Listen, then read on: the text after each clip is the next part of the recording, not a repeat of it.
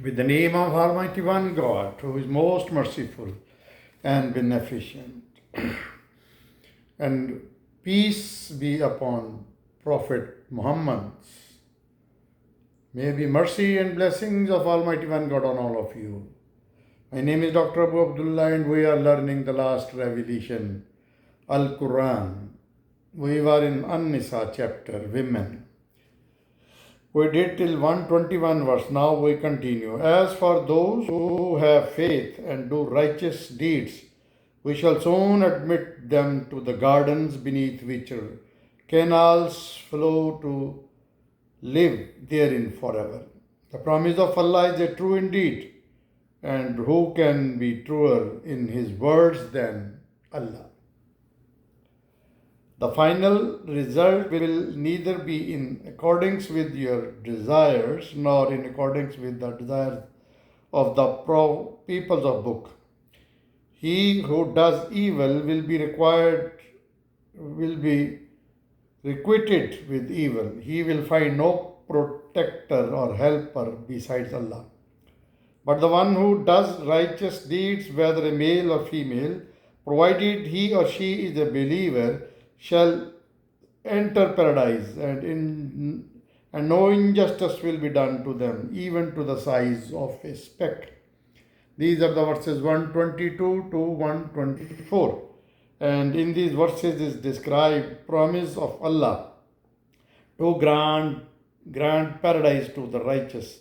Who can be truer than Allah in promises? We continue. Who has a better deen? Deen means total way of living. Religion is one part of deen.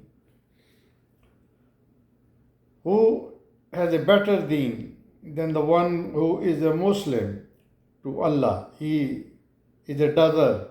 He is a doer of good and follows the faith of Abraham as the upright one whom Allah chose to be his friend. To Allah belongs all that is in the heavens and in the earth. Allah encompasses everything. These are the verses 125 to 126. And here is described that no one is better than a Muslim. Muslim is not a religious, sect. Muslim literally means to submit in front of Allah. We continue. They ask your decisions concerning the women. Tell them Allah makes his decisions concerning them, and along with it reminds you about those commandments recited to you in the book, means Al-Quran, relating to orphan girls to whom you don't give their lawful rights and yet whom you desire to marry.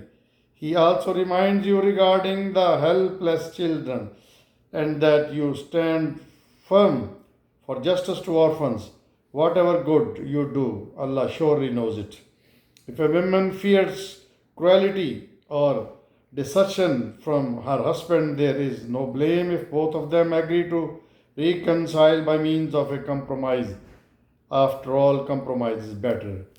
Human souls are prone to stinginess and greed, but if you show generosity and fear Allah,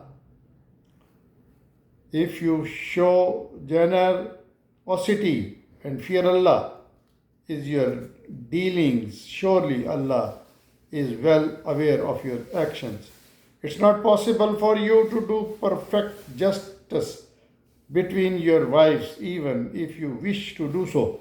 Therefore, in order to comply with the divine law, don't lean towards one wife to the extent that you leave the other hanging in the air. If you work out a friendly understanding and fear Allah, Allah is forgiving and merciful. If the spouse do separate, Allah will make each one independent of the other out of his own limitless resources. Allah is ample giving wise. These are the verse 127 to 130. And in these verses, Allah is describing established justice for women, orphan girls, and helpers children. We continue. To Allah belongs all that is in the heaven and in the earth. We directed the people of book before you and now direct you also to fear Allah and keep your duty on Him. But if you disobey, for to Allah belongs all that is in the heavens and in the earth, and Allah is self sufficient, praiseworthy. Yes, to Allah belongs all that is in the heavens and in the earth, and Allah is sufficient as a protector. If He wanted, He could destroy you all, O mankind, and bring others. Allah has the power to do so. Anyone who desires the reward of this world should know that Allah possesses the rewards of both the world, this world, and the hereafter. Allah hears all and sees all. These are the verses 131 to 134, and in these verses are describes have fear of Allah in your dealings. Then we continue. O believers, stand firm for justice and bear true a witness for the sake of Allah, even though it be against yourself, your parents, or your relatives. It does not matter whether the party is rich or poor. Allah is the well-wisher of both. So let not your selfish desires sway you from justice. If you distort your testimony or decide to give it, then you should remember that Allah is fully aware of your actions. This is the verse of 135 and is described commandments to stand firm for justice. Next, O believers, believe in Allah, His Prophet, the book which He has revealed to His Prophet, and every book which He previously revealed. He who denies Allah, His angels, His books, His prophets, and the last day has gone for astray. As for those who accept the faith, then renounce it, who again embrace it, and again deny it, and go on increasing in unbelief, Allah will neither forgive them nor guide them to the right way. Announce for painful punishment to those hypocrites who choose the unbelievers to be their protectors rather than believers. Are they seeking honor in being with them? Wherever all honor belongs to Allah alone.